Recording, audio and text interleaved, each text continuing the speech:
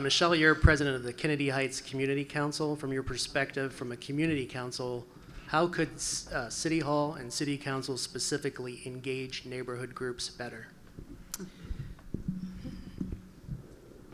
Good question. Let me say this. I did work at City Hall for almost 4 years for a politician who was extremely responsive to neighborhoods, maybe more than any of his colleagues. I mean, it was something that was important to him. I can tell you that there is engagement that happens. There are those few activists from each neighborhood, and we all know if you've worked at City Hall, you've been around, that they come down and they certainly make their voices heard. And so there is engagement there. The question is, how can City Hall do a better job to make sure that a broader swath of our constituents are being heard and being listened to? And so, you know, not to be critical, we've had situations, we've taken committees to the neighborhoods, and I'll be honest with you, not a lot of people show up.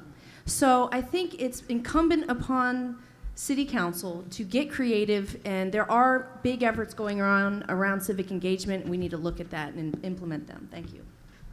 Okay.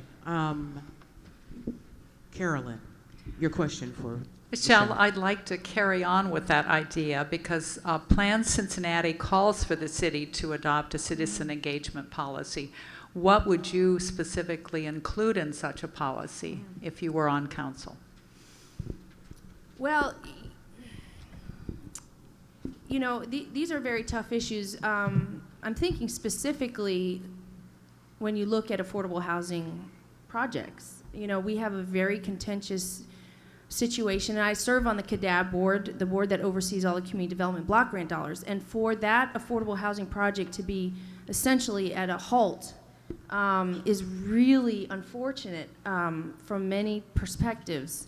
And so that's a good example of could that process have been done better. When a neighborhood is asked to host a multi-unit housing development that will house people who happen to have maybe addiction problems or mental health issues, how can we best engage with neighborhoods to make sure that those projects aren't halted? Because we need those housing opportunities. I only have 15 seconds, but let me tell you, most people, now you all don't. right. Now you don't. Herman, your question for Michelle Dillingham. You have some experience with affordable housing issues in the past. What do you think the city could do to improve in addressing that issue?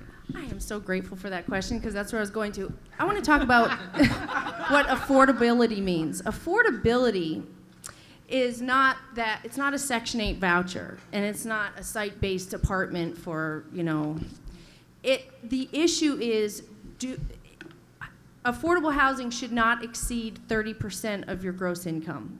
That's the definition of an affordable housing, okay?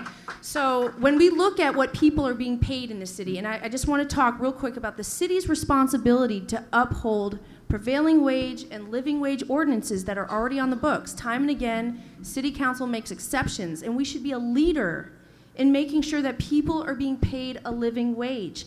And if you pay people a good wage, then they can afford housing that's here. I know women who do house cleaning in hotels and work at, you know, restaurants around town, and they work their butts off and they still can't afford a one-bedroom apartment. This is a reality, and we've got to do more on the, okay, that's my time. Yeah. What kinds of things can you do as a city council person to ensure racial and socioeconomic unity in the urban core? Right, so what you gonna do in the ghetto to keep the poor people happy? Unfortunately, there's many disparities that are in housing, that are in incomes, that are in our justice system. So anything that City Council can do in terms of leadership to bring to light and bring to the forefront of the consciousness of the city about what are current disparities going on, that is an extremely valuable and important role of City Council. So to create a place of coalition building, a place of creating solutions, a place of leadership where someone like me someone like a council member Dillingham who's willing to take the charge. I've done that right now already on the campaign trail with creating an economic inclusion plan with 10 points of actual graspable, concrete efforts that City Hall can do to promote economic inclusion. And so that is important to me. It's something I look forward to working on, and it's critical for our city. Thank you for the time. All right. My name is Michelle Dillingham. I am asking for your vote. I have had a lifetime of advocacy, both for my son, who has a major disability, all the way from my neighborhood to the city, working for former Vice Mayor David Crowley, to statewide, where I serve as a commissioner for Ohioans with disabilities. You can trust the fact that I know what I'm doing with policy work. You can also count on me to represent you. Please give me your vote. Early vote and November 5th for Councilmember Dillingham office at City Hall. Thank you.